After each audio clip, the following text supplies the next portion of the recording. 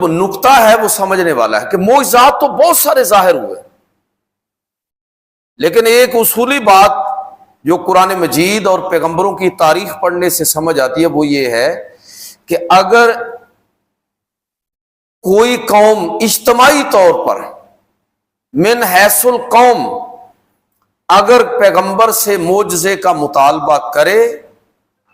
اور پیغمبر وہ معجزہ دکھا دے تو اب دو میں سے ایک کام لازمی ہو جاتا ہے، یا تو وہ قوم اس پیغمبر پر ایمان لے آتی ہے اور کام ختم، ٹھیک ہو گیا معاملہ،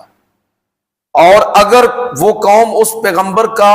اپنی مرضی کے مطابق معجزہ طلب کرنے کے باوجود ایمان نہ لائے تو پھر اللہ رب العزت اس قوم کو تباہ و برباد کر دیتا ہے، ختم کر دیتا ہے۔ قوم عاد، سمود، کتنے حضرت صالح علیہ السلام کے سارے واقعات آپ نے پڑھے ہوئے، قرآن مجید کے اندر موجود ہے۔ قوم نے مطالبہ کیا، اللہ تعالیٰ نے قوم کے